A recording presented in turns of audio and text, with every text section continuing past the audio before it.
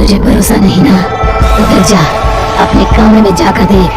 तेरे पलंग के नीचे तुझे तेरी माँ की हड्डियां मिलेंगी।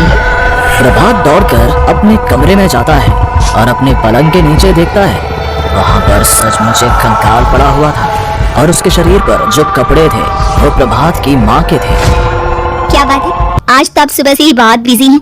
ऐसा क्या लिख रहे हैं? बस एक फैमिली की कहानी लिख रहा था। जैसे हमारी फैमिली है ना, तुम, माँ और मैं, लेकिन थोड़े अलग तरीके से, क्योंकि ये कहानी हॉरर है और इसमें जो आदमी है ना, मैंने उसकी बीवी को मार दिया है। मतलब कहानी में ऐसा लिखा है। और जानती हो, उसके बाद जो बीवी है ना, वो एक बुरी आत्मा बन जाती है।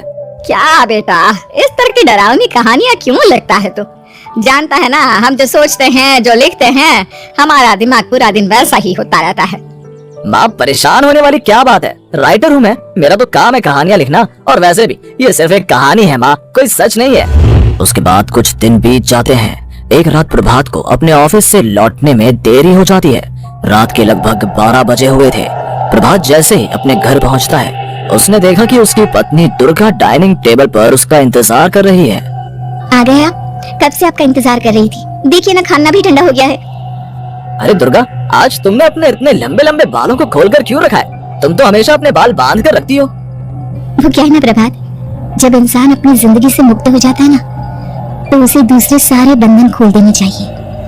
इसलिए मैंने अपने बालों के बंधन भी खोल दिए। ये तुम किस तरह की बातें कर रही हो? तुम ठीक तो हो? मैं बिल्कुल ठीक हूँ प्रभात। अच्छा चलो खाना खाओ। वो क्या है ना दुर्गा, मुझे भूख नहीं है, ऑफिस में कुछ खा लिया था। कोई बात नहीं, मैं तुम्हारे लिए एप्पल काट देती हूँ, एप्पल खा लो।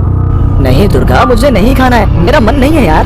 तभी अचानक से दुर्गा अपने हाथ में एक बड़ा सा चाकू लेकर प्रभात पर हमला कर देती है। प्रभात अपने आप को बचाने की कोशिश करता है। मैं तुझे नहीं छोड़ूंगी, तुझे अपने साथ लेकर जाऊंगी अपनी दुनिया में। ये क्या बोल रही हो तुम? तुम्हारा दिमाग खराब हो गया है? आखिर तुम हो कौन? दुर्गा अपनी गर्दन टेढ़ी करते हुए बोलती है, मैं दुर्गा हूँ, तुम्हारी पत्नी। ध्यान से देखो मेरी आंखों में। प्रभात बुरी तरह से डर जाता है और घबराहट में वो चाकू अपनी पत्नी के पेट में मार देता है। उसकी पत्नी की वहीं के वहीं मौत हो जाती है और उसकी चीख की आवाज सुनकर उर्मिला दौड़ते हुए बाहर आती है। ये तूने क्या किया प्रभात? तुमने अपनी पत्नी का खून कर दिया, लेकिन तू तुमसे बहुत प्यार करता था बेटा। तूने बहू को क्यों मार डाला? माँ, ये आपकी बहू नहीं थी, इसके अंदर कोई बुरी आत्मा घुसाई थी। मैं नहीं जानता ये सब कैसे हो गया, लेकिन वो मुझ पर हमला कर रही थी, मुझे मारने की कोशिश कर रही थी। माँ, मैंने कुछ नहीं किया। ये तूने क्या कर दिया बेटा? दुर्गा ने मुझे कहा था कि वो तेरी कहानी को उस कैरेक्टर की तरह एक्टिंग करके तुझे डराने की कोशिश करेगी। अरे वो तो तेरे साथ मजाक कर रही थी। हे भगवान, ये क्या हो गया? इसका मतलब दुर्गा। लेकिन माँ, मैंने जो कहानी लिखी थी उसमें भी ऐसा ही हुआ था। उस औरत ने अपने पति के साथ मजाक किया और गलती से उसके पति ने उसके पेट में चाकू मार दिया। मेरी कहानी सच कैसे हो सकती है? माँ, मुझे बहुत डर लग रहा है। ये सोच, दुर्गा की लाश का क्या करें? अगर गलती से भी ये बात बाहर फैल गई ना, तो तुझे पूरी जिंदगी जेल की सलाखों के पीछे रहना पड़ेगा। एक काम करते हैं माँ, हम घर के पीछे वाले बगीचे में उसकी लाश को दबा देते हैं। अगर कोई पूछेगा तो कह देंगे कि उर्मिला अपने मायके गई और फिर एक दिन हम भी अचानक यहाँ से कहीं दूर चले जाएंगे। कोई नहीं आएगा हमें पूछने, कोई नहीं आएगा माँ, बाद में जो होगा हम देख लेंगे। प्रभात अपनी माँ उर्मिला की मदद से दुर्गा की लाश को अपने घर के बगीचे में गाड़ देता है। कुछ दिन तो ऐसे ही बीत जाते हैं, लेकिन एक दिन अचानक रसोई से आ रही कुछ आवाजें सुनकर प्रभात की नींद खुलती है। प्रभात ने देखा कि वहाँ पर एक लंबे बालों वाली औरत दूसरी तरफ चेहरा करके खड़ी हुई थी। कौन है? कौन है वहाँ पर? अरे कौन हो तुम? मैं दुर्गा हूँ प्रभात। क्या हुआ? मुझसे इस तरह के सवाल क्यों कर रहे हो तुम? तुम दुर्गा नहीं हो सकती। दुर्गा तो प्रभात, मैं तुम्हारी पत्नी हूँ, तुम मुझे कैसे भूल सकते हो? 4 दिन के लिए मायके क्या चली गई? तुम तो मुझे भूल ही गए। अब अगली बार ना मैं कहीं नहीं जाऊंगी। पता चला तुमने तो मुझे पहचानने से ही इनकार कर दिया। नहीं, तुम दुर्गा नहीं हो सकती। तुम दुर्गा हो ही नहीं सकती। मैं जानता हूँ ये सब क्या हो रहा है। मैंने अपनी कहानी में लिखा था कि उस आदमी की पत्नी की मौत के बाद एक बुरी आत्मा उसका रूप लेकर उसके घर में आ जाती है। तुम वही हो ना? और अचानक से खूबसूरत दुर्गा का चेहरा काला पड़ जाता है। उसकी आंखें लाल हो जाती हैं और पूरे शरीर पर बाल, लंबे नुकीले नाखून, उसके दोनों पैर उल्टे हो जाते हैं और बेहद डरावनी आवाज में वो चिल्ला कर कहती है, मुझे आत्मा मेरा खून करके मुझे अपने ही घर में गाड़ कर तू मुझे बुरी आत्मा कह रहा है। मैं तुझे छोड़ूंगी नहीं। अचानक से प्रभात के घर में बेहद डरावनी आवाजें गूंजने लगती हैं। घर में चारों तरफ बहुत सारी बुरी आत्माएं नजर आने लगती हैं। प्रभात घबरा कर अपनी माँ को आवाज देता है, माँ कहाँ है आप? जल्दी आइए माँ, देखिए ना ये सब क्या हो रहा है। प्रभात ने देखा कि अचानक से उसकी माँ कमरे से दौड़ कर आती है। क्या हुआ प्रभात? और ये लोग कौन है? इन सबके गर्दन टेढ़ी क्यों है? इनके बाल खुले हुए। प्रभात ये सब लोग तो मुझे मरे हुए नजर आ रहे हैं। हाँ माँ, ये सब लोग मरे हुए ही हैं और ये ठीक वैसा ही हो रहा है जैसा मेरी कहानी में हुआ था। लेकिन मेरी कहानी के हिसाब से तो आप भी। अचानक से उर्मिला का रूप बदल जाता है। वो भी एक डरावने साए की तरह बन जाती है और बेहद डरावनी आवाज में चिल्ला चिल्ला कर कहती है, मर गई तेरी माँ। जानता है, कल रात जब तू सो रहा था ना, तो मैंने उसके शरीर का सारा खून पी लिया। अब बस हड्डियां बची है उसके शरीर में। नहीं, ऐसा नहीं हो सकता, ऐसा बिल्कुल नहीं हो सकता। मेरी माँ नहीं मर सकती। तुझे भरोसा नहीं ना, तो फिर जा अपने कमरे में जाकर देख। तेरे पलंग के नीचे तुझे तेरी माँ की हड्डियां मिलेंगी। प्रभात दौड़कर अपने कमरे में जाता है और अपने पलंग के नीचे देखता है। वहाँ पर सचमुच एक कंकाल पड़ा हुआ था और उसके शरीर पर जो कपड़े थे वो प्रभात की माँ के थे। माँ, अब मुझे कुछ करना पड़ेगा। लेकिन मेरी कहानी में लिखा था कि माँ की मौत मेरे हाथों से होगी, पर माँ तो पहले ही मर चुकी है और वो बुरी आत्मा मुझे भी मार देगी। नहीं, इससे पहले कि वो मुझे कुछ करे, मुझे उसका काम खत्म करना होगा। प्रभात अपने हाथ में बड़ा सा चाकू लेकर उस बुरी आत्मा पर हमला कर देता है जिसने प्रभात की माँ का रूप लिया हुआ था, और अगले ही पल वो नीचे गिर जाती है और उसके शरीर से खून बहने लगता है।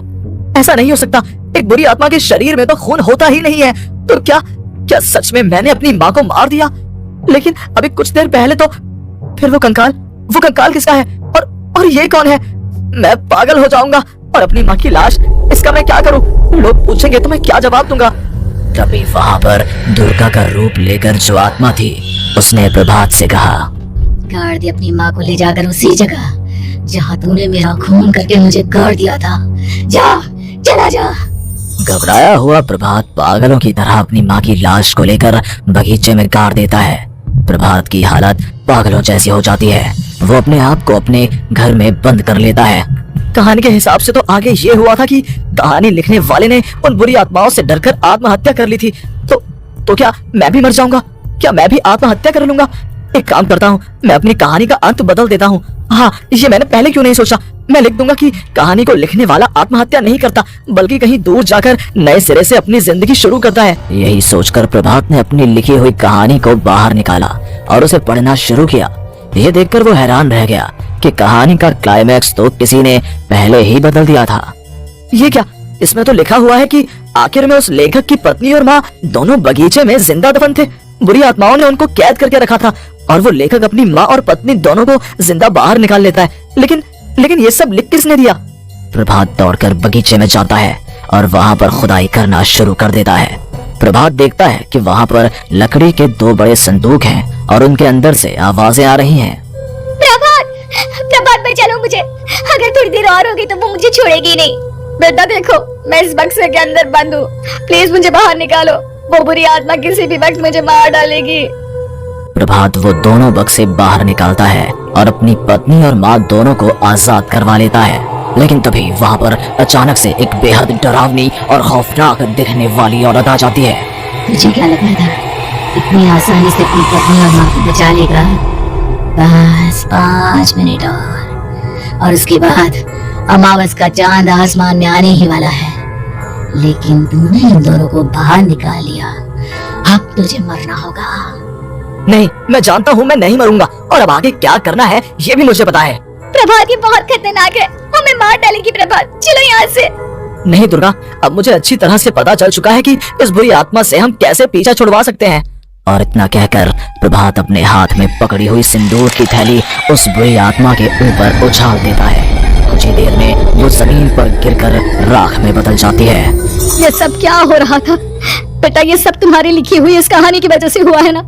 नहीं माँ, पहले मुझे भी ऐसा ही लगा, लेकिन बाद में पता चला कि बरसों पहले हमारे इस बगीचे की जमीन के अंदर किसी को जिंदा गाड़ दिया गया था और बस उसी औरत की आत्मा हमें परेशान कर रही थी। उसी ने मेरे शब्दों में जान डालकर उस कहानी को जिंदा कर दिया था। मुझे माफ कर दो प्रभात। मैंने आपकी कहानी के साथ छेड़छाड़ की थी और उसे बदल दिया था।